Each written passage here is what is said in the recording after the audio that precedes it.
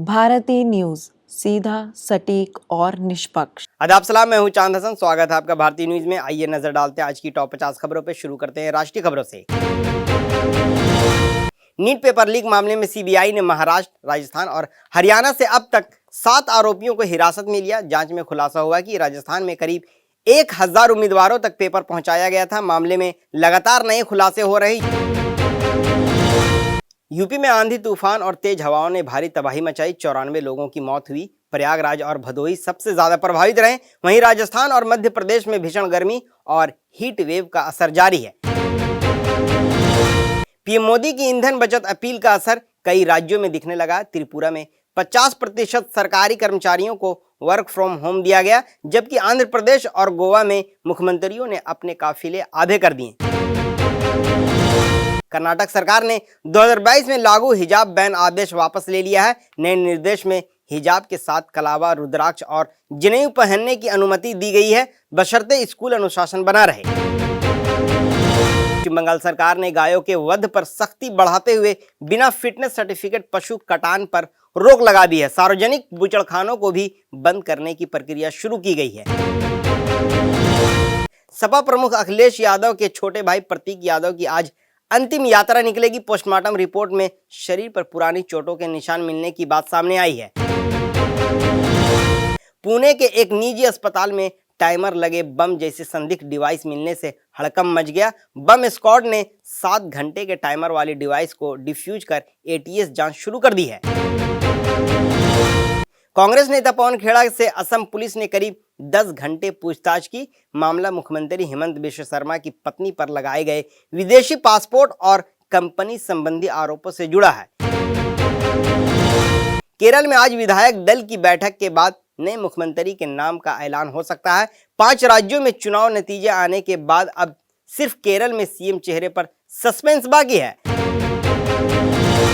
बागेश्वर धाम के धीरेन्द्र शास्त्री और अंधश्रद्धा निर्मूलन समिति के बीच विवाद फिर तेज हो गया है। श्याम मानव ने बाबा के चमत्कारों को चुनौती देते हुए इनामी राशि बढ़ाकर 80 लाख रुपए कर दी है। ग्वालियर के होटल के स्विमिंग पूल में 7 साल के वेद की डूबने से मौत का सीसीटीवी वीडियो सामने आया है। घटना के समय ना तो लाइफ गार्ड मौजूद था और ना ही बच्चे को लाइफ जैकेट दी गई थी। त्रिपुरा सरकार ने ईंधन बचाने और सरकारी खर्च घटाने के लिए 50% कर्मचारियों को वर्क फ्रॉम होम लागू किया है। यह फैसला पीएम मोदी की बचत अपील के बाद लिया गया। कोलकाता में बांग्ला पक्ष के संस्थापक गार्गा चटर्जी को ईवीएम पर अफवाह फैलाने और भड़काऊ बयान देने के आरोप में गिरफ्तार किया गया है। कोर्ट ने उन्हें 4 दिनों की पुलिस हिरासत में भेज दिया।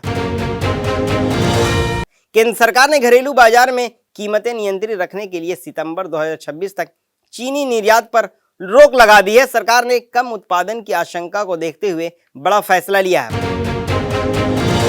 पश्चिम बंगाल में चुनावी हार के बाद टीएमसी में अंदरूनी बगावत तेज हो गई है। कई विधायक अब पार्टी नेतृत्व के हर निर्देश को मानने से इनकार कर रहे हैं।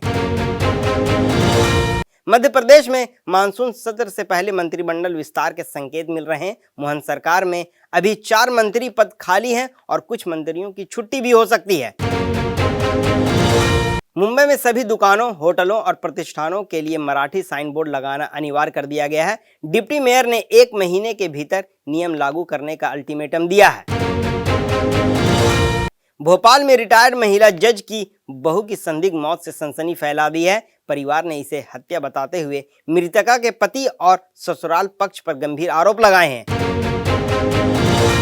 मौसम विभाग ने यूपी में रेड अलर्ट और दिल्ली एनसीआर समेत 16 राज्यों में आंधी तूफान और भारी बारिश की चेतावनी जारी की है। कई इलाकों में तेज हवाओं और गरज चमक के साथ बारिश संभावना है।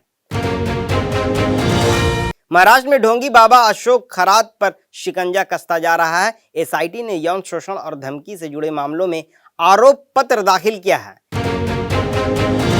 अमेरिकी राष्ट्रपति डोनाल्ड ट्रंप और चीनी राष्ट्रपति शी जिनपिंग की बीजिंग में करीब 2 घंटे तक अहम बैठक हुई। जिनपिंग ने दोनों देशों को प्रतिद्वंदी नहीं बल्कि साझेदार बनने की सलाह दी, जबकि ट्रंप ने दोस्ती को सम्मान बताया। ईरान ने अमेरिका और इजराइल को चेतावनी देते हुए कहा कि अब पीछे हटने की कोई गुंजाइश नहीं बची। ईरानी सेना ने दावा किया कि उनकी सैन्य ताकत का सही अंदाजा अमेरिका को नहीं है। अमेरिका में चीन के कथित गुप्त पुलिस स्टेशन का बड़ा खुलासा हुआ है। न्यूयॉर्क निवासी लू जिवांगवांग को चीन सरकार के अवैध एजेंट के तौर पर दोषी करार दिया गया है। ट्रंप ने कहा कि अमेरिका हर हाल में ईरान के खिलाफ जंग जीतेगा। उन्होंने चेतावनी दी है कि ईरान या तो समझौता करेगा या फिर पूरी तरह तबाह हो जाएगा। बांग्लादेश सरकार ने भारत में मुसलमानों के उत्पीड़न के दावों को खारिज कर दिया है। सरकार ने कहा कि सोशल मीडिया पर पुरानी और भ्रामक खबरें वायरल की जा रही है। ईरानी विदेश मंत्री अरागची ने ईरानी नाव पर कार्रवाई को लेकर कुवैत को कड़ी चेतावनी दी है। उन्होंने हिरासत में लिए गए 4 ईरानी नागरिकों को तुरंत रिहाई की मांग की है। बीजिंग में ट्रंप और शी जिनपिंग की मुलाकात में ताइवान, ईरान और ट्रेड वॉर जैसे बड़े मुद्दों पर चर्चा हुई। दुनिया की 2 सबसे बड़ी अर्थव्यवस्थाओं के बीच तनाव कम होने की उम्मीद बताई जा रही है। हुर्मुज स्ट्रेट में गुजरात का एक और मालवाहक जहाज हादसे का शिकार हो गया है। ओमान तट के पास हुए इस हमले में जहाज में आग लग गई। हालांकि सभी 14 क्रू मेंबर्स को सुरक्षित बचा लिया गया है। अमेरिकी सीनेट ने केविन वॉर्स को नए फेडरल रिजर्व चेयरमैन के रूप में मंजूरी दे दी है। राष्ट्रपति ट्रंप द्वारा नामित वॉर्स अब दुनिया के सबसे प्रभावशाली केंद्रीय बैंक की कमान संभालेंगे। यूएई ने उन खबरों का खंडन किया है जिनमें इजरायली प्रधानमंत्री नेतन्याहू के गुप्त दौरे का दावा किया गया है। यूएई ने साफ कहा कि ऐसी रिपोर्ट्स पूरी तरह गलत और भ्रामक है। विराट कोहली ने केकेआर के खिलाफ नाबाद 105 रन बनाकर टी20 क्रिकेट में सबसे तेज 14,000 रन पूरे कर लिए हैं। इसी के साथ वे आईपीएल इतिहास में सबसे ज्यादा मैच खेलने वाले खिलाड़ी भी बन गए हैं। आरसीबी ने कोलकाता को हराकर पॉइंट्स टेबल में नंबर 1 का स्थान हासिल कर लिया है। वहीं इस हार के बाद केकेआर की प्लेऑफ की राह बेहद मुश्किल हो गई है। आईपीएल में आज पंजाब किंग्स और मुंबई इंडियंस के बीच अहम मुकाबला खेला जाएगा। लगातार 4 हार झेल चुकी पंजाब के लिए यह मैच करो या मरो जैसा माना जा रहा है। चेन्नई सुपर किंग्स के तेज गेंदबाज जैमी ओवरटन चोट के कारण इंग्लैंड लौट गए हैं। उनकी जगह टीम में युवा ऑलराउंडर मैकनील नोरहोना को मौका दिया गया है। न्यूजीलैंड के खिलाफ पहले टेस्ट के लिए इंग्लैंड के नई टीम का ऐलान कर दिया गया है। जैक क्रॉली को बाहर कर कई नए खिलाड़ियों को मौका दिया गया है, जबकि ओली रॉबिन्सन की वापसी हुई है। महिला टी20 वर्ल्ड कप 2026 के वार्म अप मैचों का शेड्यूल जारी हो गया है। भारतीय महिला टीम कार्डिफ में इंग्लैंड और वेस्टइंडीज के खिलाफ अभ्यास मैच खेलेगी। केकेआर कप्तान अजिंक्य रहाणे ने आरसीबी से हार के बाद विराट कोहली की जमकर तारीफ की। उन्होंने कोहली को दुनिया का सबसे खतरनाक रन चेजर बताया। इंग्लैंड के पूर्व कप्तान एंड्रू फ्लिंटॉफ अब बीबीएल टीम सिडनी थंडर के नए कोच बन सकते हैं। क्रिकेट के बाद बॉक्सिंग और डब्ल्यूडब्ल्यूई में हाथ आजमा चुके फ्लिंटॉफ फिर सुर्खियों में हैं। इंग्लैंड के क्रिकेट बोर्ड ने पूर्व महिला क्रिकेटर सारा टेलर को पुरुष टीम का फील्डिंग कोच नियुक्त किया है। न्यूजीलैंड टेस्ट सीरीज से पहले यह बड़ा और ऐतिहासिक फैसला माना जा रहा है। यूएई में जन्मे युवा ऑलराउंडर मैकलीन नोरहोना की आईपीएल में एंट्री हो गई है। सीएसके ने चोटिल रामकृष्ण घोष की जगह उन्हें 30 लाख रुपए में टीम से जोड़ा है।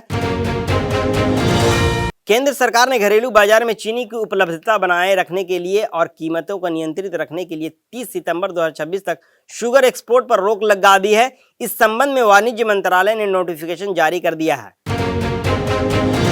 शेयर बाजार में आज जबरदस्त तेजी देखने को मिली। सेंसेक्स 700 अंक चढ़कर 75,300 के पार पहुंच गया। बैंकिंग, फार्मा, ऑटो और मेटल शेयर्स में सबसे ज्यादा खरीदारी रही। अमूल और मदर डेयरी ने दूध के दाम 2 रुपए प्रति लीटर तक बढ़ा दिया है। वहीं सोना चांदी की कीमतों में भी भारी उछाल आया है। एयर इंडिया ने 6 इंटरनेशनल फ्लाइट्स कैंसिल कर दी। वेदांता और एयरटेल के शेयरों में 3% से ज्यादा की तेजी दर्ज की गई है। बाजार विशेषज्ञों के मुताबिक मजबूत निवेश और कारोबारी उम्मीदों ने इन शेयरों का सहारा दिया है। गौतम अडानी की कंपनी अडानी पावर को एक और दिवालिया कंपनी खरीदने के लिए सीसीआई से मंजूरी मिल गई है। इससे पहले अडानी ग्रुप जेपी एसोसिएट्स के अधिग्रहण की बोली भी जीत चुका है। कांस फिल्म फेस्टिवल में आलिया भट्ट का चौथा लुक सोशल मीडिया पर छा गया है। आइस ब्लू गाउन में उनका सिंड्रेला अवतार फैंस को बेहद पसंद आया है। शेफाली जरीवाला की मौत को लेकर वायरल इंजेक्शन थ्योरी पर पति पराग त्यागी ने प्रतिक्रिया दी। उन्होंने अफवाहों को गलत बताते हुए सोशल मीडिया पर झूठी खबरें न फैलाने की अपील की।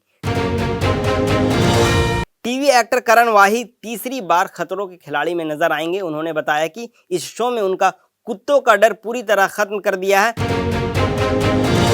हॉलीवुड में माइकल जैक्सन की बायोपिक और दी डेविल वियर्स प्राडा 2 को लेकर जबरदस्त चर्चा है। दोनों बड़ी फिल्मों के बॉक्स ऑफिस क्लैश को लेकर फैंस काफी उत्साहित हैं। रामचरण की फिल्म पेडी रिलीज से पहले ही चर्चा में आ गई है। मेकर्स ने केजीएफ बनाने वाली टीम के साथ हाथ मिलाकर फिल्म को बड़े स्तर पर पेश करने की तैयारी की गई। आज के बुलेटिन में इतना ही। हमें दीजिए इजाजत और ऐसी खबरों के लिए देखते रहिए भारती न्यूज और हमारे चैनल को लाइक शेयर सब्सक्राइब करना ना भूलें। धन्यवाद।